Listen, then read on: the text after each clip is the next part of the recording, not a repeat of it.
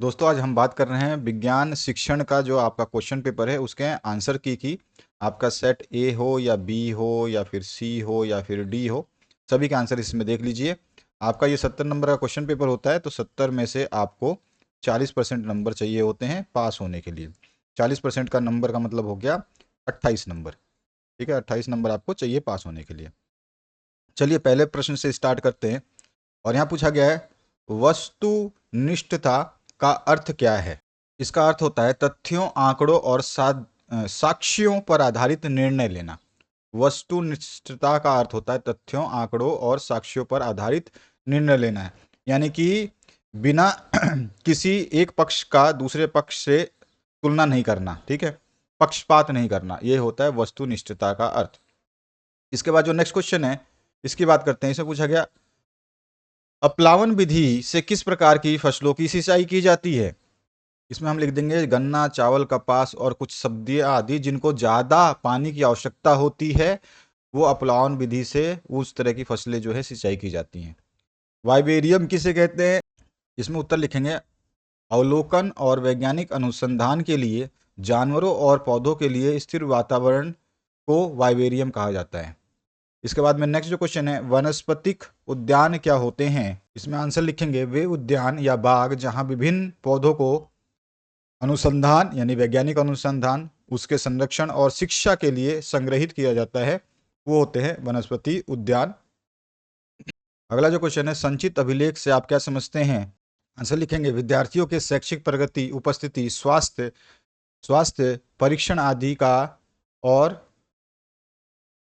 परीक्षण आदि का स्थायी संग्रह संचित अभिलेख कहलाता है। चलिए अब नेक्स्ट क्वेश्चन देखते हैं। यहाँ पूछा गया है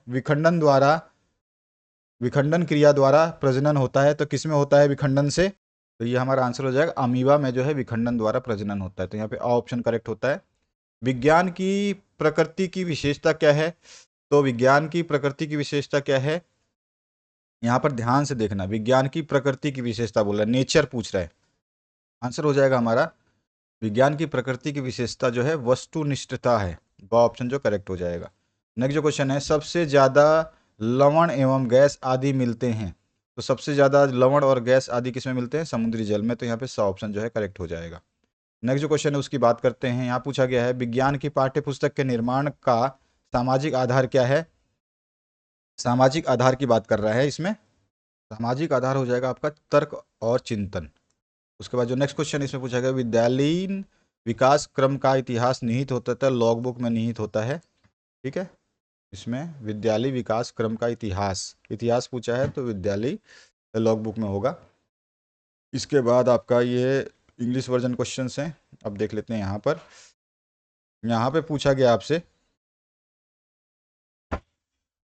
षटपर्णी खालिस्तान पौधों की श्रेणी में आता है। आंसर क्या होगा इसका। इसका आंसर हो जाएगा कीटभक्षी।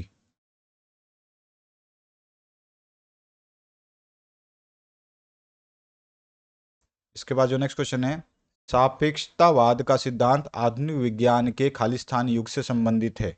यहाँ पे जो आंसर होगा क्योंकि सापेक्षतावाद यानी कि द थ्योरी ऑफ रिलेटिविटी, ये जो है आधुनिक युग से संबंधित है।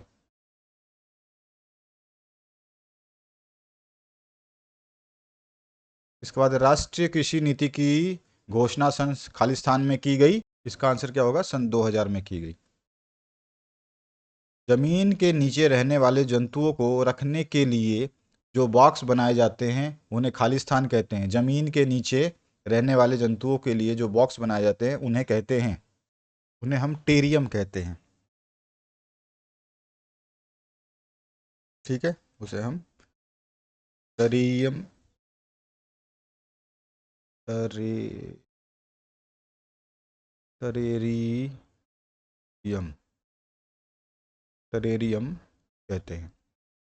ठीक है ना, टेरेरियम कहते हैं।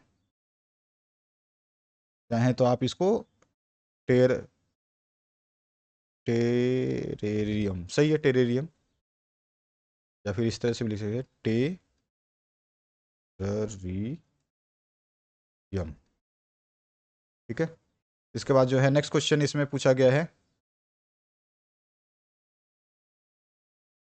इसमें बोल रहा है विद्यालय में प्रत्येक कर्मचारी की सेवाओं का विवरण खाली स्थान में होता है? किसमें होता है? विद्यालय में प्रत्येक कर्मचारी की सेवाओं का विवरण विवरण किसमें होता है? सेवा पुस्तिका में होता है ना। सेवा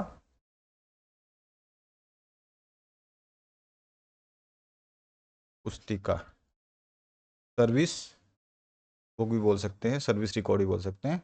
तो विद्यालय के प्रत्येक कर्मचारी की सेवाओं का विवरण जो है सेवा पुस्तिका में रहता है।